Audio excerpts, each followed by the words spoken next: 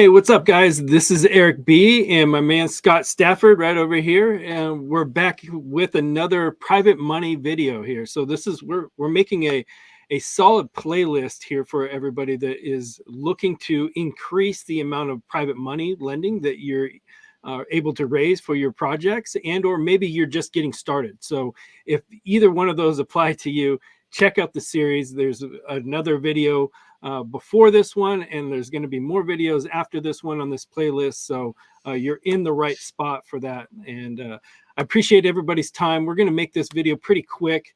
You're definitely going to want to stick around to the very end where we do a little bit of a role play on how this topic is going to play out for you at the very end of this video here. So if you're not familiar with our channel, feel free to like, subscribe, give us all the love that you can. We're growing our channel and our audience here, so all of that really matters, and we really appreciate everybody's participation in that. So Scott, man, you're the man with the topic today, and so why don't you give us a little bit of insight as to what we're going to be covering.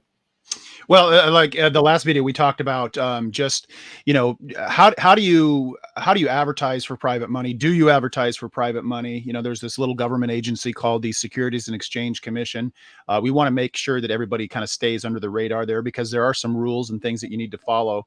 So you'll definitely want to go back and watch that video. And we do have a 19-page document that we give out. It's a compliance document that you can use. So definitely check that out. We'll put that in the link below.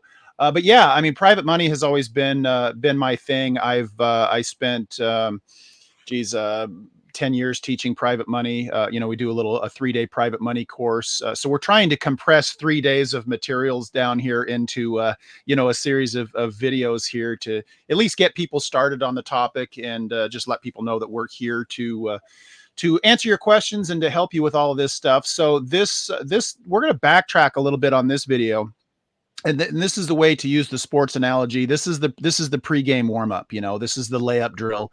It's getting ready to be able to present to private lenders, talk about some of the questions that you're probably going to get, and just really get you thinking and practicing. I can't stress enough how important it is to practice and to really know your potential lender, know about them, research them. And just kind of the pregame ritual, just the layup drills, as I said. So disclaimer, this information is provided, that's provided in this presentation is for educational purposes only and is not intended to serve as legal advice. While every effort has been made to ensure the accuracy and completeness of the information, it should not be relied upon and as a substitute for professional legal counsel. So, basically, you when you're doing private lending, you want to make sure you're doing it right. And so we always stress that, talk to your attorneys, make sure that you're doing everything right, make sure your documents are in order and everything. And this is for educational purposes. So with that out of the way, we'll just talk about, our objective here is just to really get comfortable discussing what it is that you should do and why. So one of the things right out of the gate is knowing what your company mission is. People love to be associated with people that have a mission, that have a mission statement, a goal, a purpose. And so you want to make sure, and the idea here is, you guys, is to don't necessarily just take what I've got on here on the screen. This is some of the stuff that just, that I've taught over the years. The goal here is do you have a mission statement? And if not, get one, because that is a great way to share when you're talking with somebody about private lending, is to share your mission, share your why with people. And so, you could say something to the effect of, our company has a mission to renovate 12 properties a year. In doing so, we can help people, help homeowners realize the dream of home ownership. And we're also improving neighborhoods in the community one house at a time. And this also allows our private lenders to take part in this mission with us and earn double-digit returns on their retirement funds securely and passively. So we kind of refer to this as, what do we used to call it, Eric? Elevator pitch? Yeah.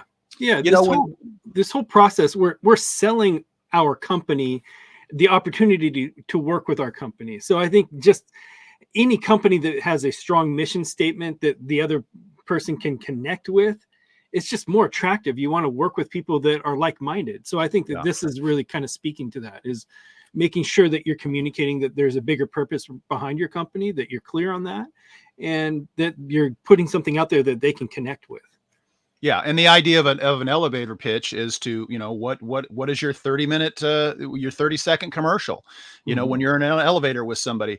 And incidentally, what's one of the best ways to get someone to ask you what you do is to by first ask them what they do. So when Mhm. you meet somebody, find out, goes back to the old how to win friends and influence people, man. Just be genuinely interested in other people, and guaranteed, almost guaranteed, that if you ask them what, eventually they're going to get tired of it and they're going to go, so what do you do? Mhm. And so if you're in private money mode at that point, I'm going to have an elevator pitch that speaks to a potential private lender. I'm not going to say we just renovate houses. I'm going to Mhm. say we have a company, we renovate houses, when we also use private investors that help fund those deals, and we work with our private investors and show them how they can get double-digit returns secured by real estate. Mhm. And then Bingo. shut your mouth, because they're going to say, more than likely, they're going to, sometimes talking less is better. More than likely, they're going to come back with something. Oh, wow, double digit returns. How's that work? Mhm. And we'll Mhm. talk about at the end of this, asking the right questions. Excuse me. Asking questions is so important in this stage. So your goal here is to, what is your company mission? To sit down and take some time and come up with it, and be crystal clear on that, and then practice it, practice it, practice it. When you meet somebody, you ask them what they do, and inevitably they're going to ask you what you do, and bang, that you're on the stage at that point. So Mhm. Yeah. Bingo. bingo. Kind of just building off of that a little bit is, what is it that you do? So what do you do? We buy houses from sellers who may, find themselves in a situation where selling their house through traditional means might not be the best option for them. Oftentimes they're in distress situations or things like that. So what we do is we buy those houses at a discount, and we use our rehabbing systems to force the appreciation of those properties. Then we have a system in place for selling the home quickly for a profit. Much better way of saying that you flip Yeah, properties. right. Right. I Yeah, I'm a mean, house flipper. I flip yeah, houses. Yeah. yeah, yeah, which is, common, I think, out there. Mhm. So the way just this is crafted, if nothing else, take note of that, just to sound more Professional. professional. Yeah, all the way Yeah. around. Yeah. So it's a great way of putting it. Yeah, yeah. Let's see. So, how does private money work? So, oftentimes when you say that, like I said in the elevator there, when you just stop talking, they're going to say, "Well, how does this private money work?" And so you want to have an answer for that. So, what we do is we use private individuals to help fund our projects instead of using traditional banks and lending institutions. And that does two things. First, it allows our private lender to put their money to work and get a nice return on their retirement funds, and do it in a secure way, because they kind of get to act as the bank and actually get a promissory note and a mortgage on the property. They're also listed as the lost payee in our hazard insurance policy. So if something were ever to happen, God forbid, to the house, if it were to burn down or something, the lender is covered. And that gives our lenders more security. And the second thing it does is it allows us as a company to have access to funds very quickly. So it's really a win-win for both parties. Hmm. Hmm. So again, just making sure you have an answer, writing this stuff down, crafting it, and practicing it. I cannot stress enough how important it is to, get a business partner, or a spouse, or a friend, or your dog, or whatever it takes, and just work this stuff in your head. It's Yeah, to where it just comes second nature, and you don't have to think about it and stumble through it. yeah.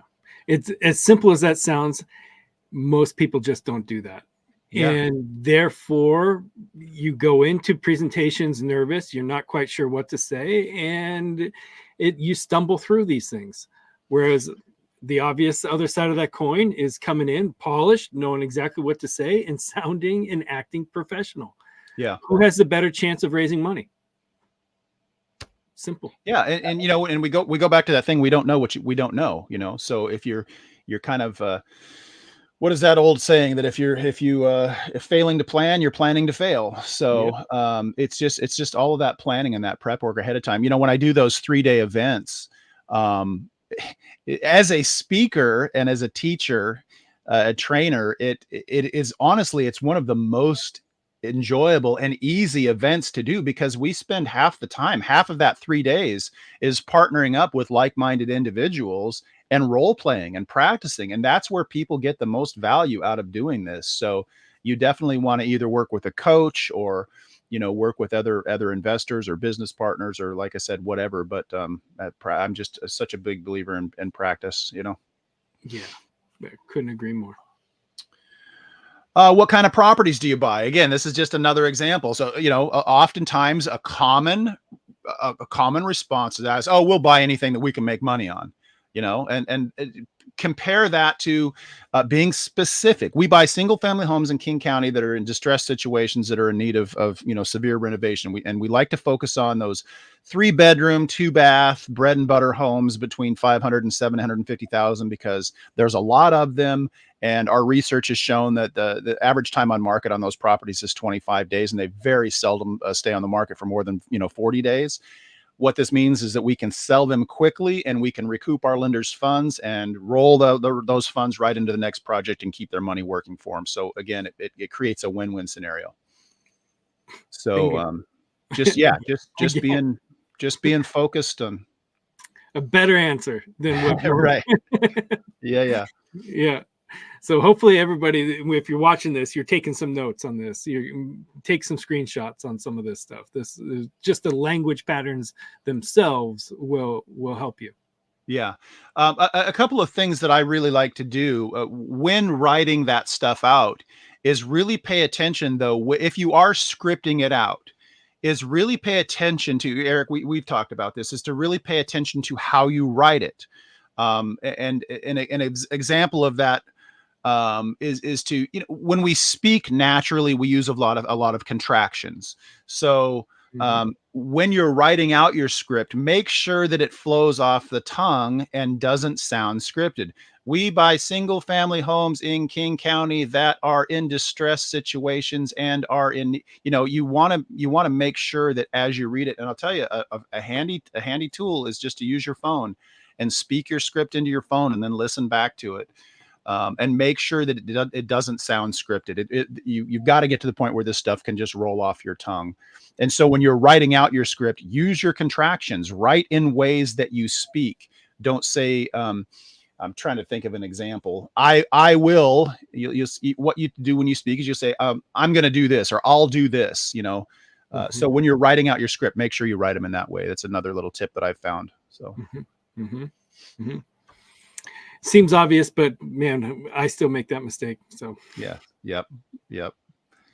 There's a real art to not sounding scripted. When you do those. So, and it comes with practice.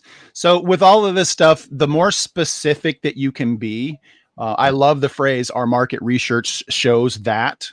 And I use this on the last one. Our market research shows that those types of houses are the most common, and the average time on market is 25 days, and they rarely go more than 40 days on market. And that's good for us because we don't want to sit on properties. Yep. So the more specific you can be on any question or any objection that you get, the better off you're going to sound, and the more professional you're going to sound. And if you have any questions about how to be more specific in a given scenario, make sure you make a comment in the video. We're going to read all the comments and we'll respond to it. And so just make sure that you take action, engage with us, and you'll get the answers that you want. Yeah, absolutely. Knowing your avatar, this is something that really goes with any type of sales. And that's really what you're doing when you are speaking to a potential private lender. You are selling yourself to them. And we all know that people do business with people that they know, and people that they trust, and people that are like them. And we're going to cover this more in future videos about, really researching, first of all, where do I find lenders? They are everywhere. The answer to that question, everywhere. You will be amazed at really, when you get good at this, how easy this is. But really knowing who you're speaking to.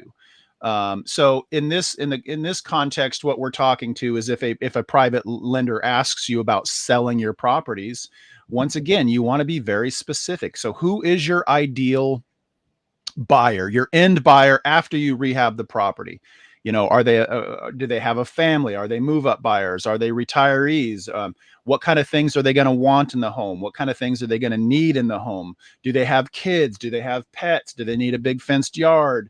What's their income? What's their location in relationship to where they work or where they spend most of their time? What schools do they want to go to? Shopping. So when you are speaking about this, and the cool thing about this is this really does two things.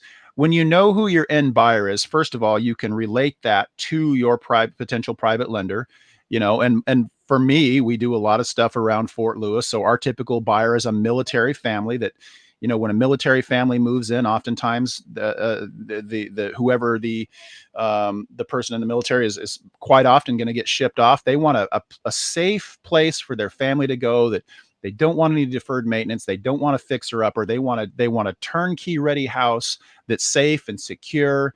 It's got a fenced backyard. And so, I'm very aware of who my ideal buyer is. And so we will rehab the house to that potential person. So one of the examples of this doing two, kind of catching two birds with one stone, is when you know who it is, you can relay that to your potential private lender, but it's also going to help you be a better rehabber because you know who your end buyer is.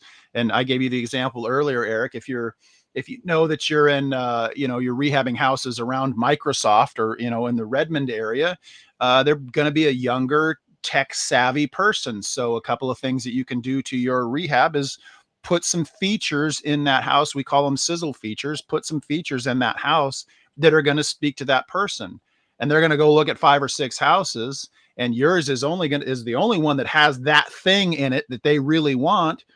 And all these other houses they're nice and they're all priced about the same, but this has that one thing, that's going to make your property sell quicker. So very important to know who your avatar is. Yeah, and it's such a great point, not only just from a rehabbing strategy perspective, but when you can really articulate this to a potential private lender, it just really shows your depth of knowledge Mm-hmm. here and how strategic you are when you go, when you're in and buying real estate, fixing it and then selling it. I almost called it flipping, but I know. I've catch myself. I don't know why I hate that too. I hate it. A Yeah.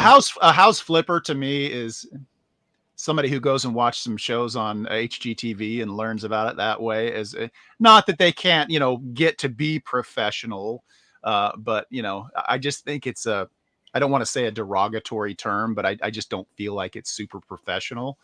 So It's been used that way. I don't think yeah, you're too wrong, and yeah, that's how I take it, whether I'm just being too sensitive about it or not. But to me, that's the person that buys the house and puts the lipstick on the pig and turns over a pretty crappy product at the yeah, end. yeah. And yeah, just hiding issues with paint and just kind Mhm. of like the underbelly of our industry, if you will, Yeah, which I don't relate with or don't condone on any level. yeah. So I just don't like that term. Anyways, yeah. Agree, 100%.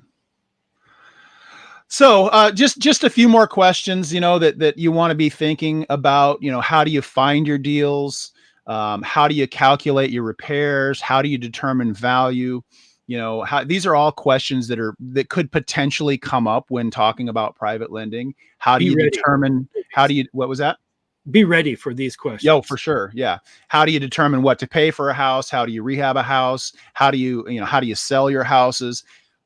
How is my money secured? Um, we talked about this in the last video. I really, really try and stay away from the word investment. So a question that you'll get a lot is, how is my investment secured? And I'll correct them right out of the gate there. I'll say, well, first of all, Eric, this is not really considered an investment. This is a loan, a personal loan from you to my company. And how you're secured is that you have a house now, right? There's a mortgage on that house. What happens if you don't make that house payment, Eric, on that house? What does the bank do? Well, they start sending me letters and start the foreclosure process. Exactly. And you, as the lender, have that same ability. So it really puts you in a secure position. And we always make sure that our lenders are at 70% loan to value. So if the house is worth $1 million, we never put our lenders in more than $700,000. That gives them a nice cushion and that adds to that security. So does that sound like something that would be good for you? Yeah, absolutely. So I get the house back and equity? Yeah, correct. Yes. Yeah, and that's what really makes it great, especially when you compare that to some of the other, vehicles that people are using to put their money into these days. Is you just don't have that security instrument, and that's what makes private lending so great. Mhm. So that's a role play example there of just making sure you have the answers to the questions there. And I'll give you a little tip here. With a lot of these questions here, how do you find your deals? How do you calculate repairs? How do you determine value? A great way to answer all of these is to say we have a system for that. Mm. So how do you calculate what you pay for a house, Eric? Well, we have a system for that. Yep. We call it our iPad system. And then, would you like to see it? Mm. Again, asking questions. Oh, I'd love to see it. And then you're going to show them. We have an iPad system that Eric created that is one of the he calls it a secret weapon. The thing is absolutely amazing, and it takes all of the stress and everything out of that seller meeting. So I'm going to share that with my private lender. We have an iPad system. I'm going to actually show them how it works. How do you calculate your offer price? Right here, we have a system for that. How do you rehab your houses? Well, we have a system for that. We have a network of contractors that we use, and we have timelines that are set, and we have it, and so we're going to go through our rehabbing systems at that point. So when a question is asked from a potential private lender, keep this in your proverbial back pocket toolbox. We have a system for that. Would you like to see it? The thing that I love about this, what a lot of people are going to miss these details when they're speaking to other people, but when you respond and you build this into your identity or MO when you're Mhm. talking to people, like I have a system for that type of response. What you're communicating at this moment is that you are not just a fly by night. It speaks to the professionalism. What does a real business have? Systems. Right. So when you respond this way, you're responding as a sophisticated business, and that's really attractive to the a potential private money lender on the other side when they hear like the professionalism and you're responding with systems. Yeah. That's what we want. Agree 100%. And I'd add the other thing it does is it gives you confidence Yeah. that you go into that meeting. It's practicing the. I'll beat a sports analogy to death, but it's you have confidence walking up to that free throw line because you've shot 250,000 free throws over your career, and you know that you shoot an 89% free throw rate. You know you're going to make it, and so by having this stuff down and practicing it, it's going to give you confidence when you go into that meeting. Sure, there's going to be some jitters and stuff, but the more practice and prepared you are, gives you more confidence. And that's so important that you are able to speak because people will see it. Oh yeah. If you're jittery and him hawing around when people are asking you questions, when people are talking about money, man, they take that stuff serious, Yeah. and so people will see that lack of confidence in you if you don't practice this stuff. So Mm-hmm. Mm-hmm. and just kind of to wrap up, Eric, I'm gonna let you kind of speak a little bit about this, but just get good at asking questions. I don't know we've had many discussions about this. So Yeah. So I mean, just getting conversation starters such as, hey, what type of returns are you currently seeing on your retirement accounts? mhm. How comfortable do you feel, or how confident do you feel about your retirement vehicle? Do you believe in diversification? Do you like extra security with your retirement funds? These are some conversation starters that will lead you right on down the path that we go here. You know. I'll flat out ask people like, Eric, do you mind if I ask what kind of returns you're getting right now? Mm-hmm. And Mm-hmm. the most common response to that is some sort of a physical eye roll or there's always some sort of physical pain that you can see. Do you mind if I ask what kind of returns you're getting right now? You get that. Oh, I'm lucky to get anything right now, or I'm man, I made 2.5% last year. And then what's a great follow up question to that? Are you happy with that? Mm-hmm. No, I'm not. what if I could show you a way to get double-digit returns that was secured by real estate? Would that be something that you'd be interested in learning about? And a good way to do that is when you're asking a question like that, because people are so visual. Is that something you'd like to learn about, Eric? And I'm nodding yes, and you'll start nodding yes right along with me.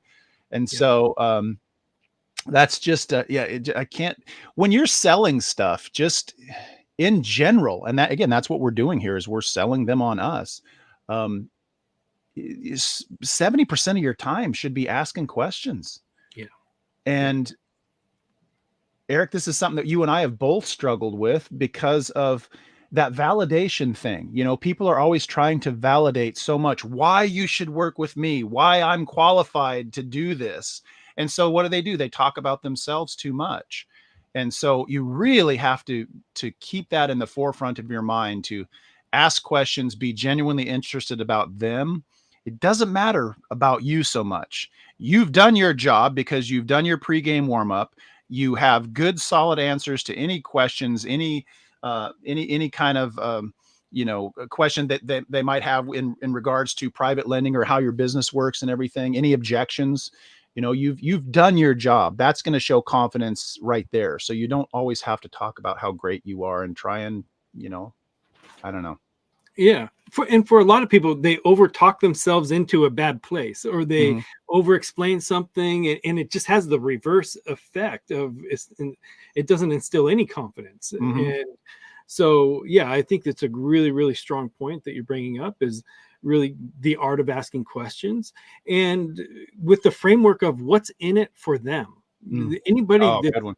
anybody that's listening to you in this pitch, they're putting the filter on, what's this mean for me? What does this mean? How is this going to help me? I'm only listening for those types of details. Mhm. So you want to be mindful of that when you're asking them questions. You want to be leading them down a path where you can respond with security, higher returns, the just the overall participating in a local business that's improving neighborhoods. Mhm. Just like, you want to be leading them down those types of paths with your questions. So I think when people when people are nervous, they tend to just blah blah blah blah. They just tend to just vomit. They just yeah, talk all over themselves. yeah, And I really think that there's some value in silence. yeah, And so asking a question and then just shutting your mouth. And it's hard to do sometimes. yeah, Are you happy with those returns? yeah. Just shut your mouth and don't Mhm, you like one of the things that you said I love is that, people, they'll have a tendency to talk themselves right out of it. mhm, So, yeah, mhm. all good stuff. Good points. Good points. Yep. And kind of, we can wrap it up with this just in general, but have a presentation. I know, like, what all of our students that we work with in the 80/20 closers group or the 80/20 academy, it's we have a templated presentation that they can go through. There is a method that you can bring to this. So whether it's a printed pamphlet that you can have with you, or a slide deck that you can have with you, that will go over all these different things. So just to kind of put that out there, as far as, if you don't have one, start building one that will help you go through a presentation and not overspeak, or give you the focus of the right questions to be asking. So Yeah. I think it's really, really And important. I'm gonna toot your horn here, Eric, too, because I've listened to some of your another thing that I think that you're really an expert at is helping our students with their calls, their coaching calls, and reviewing those calls. I think that's a real bonus when you can have an expert review any of your calls that you've done with potential sellers and Mhm. give these kind of hit tips and hey, you know what, you did great here, here's where you can improve on. I think that's I think really one of your strong points, and one of the things that is the most valuable out of this is that you've got an expert reviewing those phone calls and actually telling you where you can improve. And that's what it's all about, having a coach that can help you get better at your craft. So Yeah, it's such a big thing. It doesn't matter whether you're trying to close more deals, raise more money, shoot better free throws, whatever you're Mhm. doing if you want to improve, having an expert give you live feedback on what you're currently doing is going to help you. Yeah. If you want to lose weight, you get a personal trainer. If you want to improve your bench press, you get an Olympic lifting coach. It's just like there's things that you learn while you're trying to improve certain things, and an expert watching you do it can just provide all of the insight in the world. So thank you for the compliment. I appreciate that. And I think it's just a universal truth. So if you don't have it, man, I would highly, highly recommend seeking out some expert feedback on what you want to improve. Yeah. And I'd encourage people to book a call. Go to, if you want to learn more about this, you want to learn more about what we do, you've got some questions for us, you need some help on your private money presentation, book a call, go to 8020closer.com. We can help you with that. We're happy to do it. We'll do a free, consultation with you and see what we can do to help you. So yeah. Got anything else, Eric? No, just remind everybody all the information about this, our website, or we have a download that you can use. Scott, give us a little preview of that download that you. Yeah. So what we did on the last video, and again, if you haven't watched that, be sure and go back and watch it, because we spend, 30, 40 minutes just talking about compliance.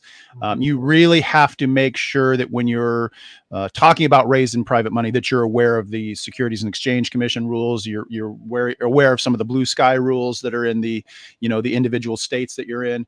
So what we've done is we've done a video on that, but we've also got a supplemental that you can download at 8020closer.com/PML. I think we'll put it in the link below, but you can download a 19-page compliant document that I've spent a lot of time putting together. It's a culmination of probably 10, 15 years worth of stuff about just being in the industry. And it's gonna, hopefully keep you doing things the right way and keep the Securities and Exchange Commission off your back and make you a better business person. So yeah, if you want that, just go to 8020closer.com/PML. I think we'll put the actual link down below, but yeah, you'll definitely want to check that out. It's free. So awesome. That's super cool. I appreciate it. And just another reminder too, if you like this video, if you got value out of this, man, like, subscribe, hit the comments, jump all in there, and we'll get back at you with any of your questions. And we'll see you on the next video here shortly. Looking forward to it. Thanks, everybody. Bye.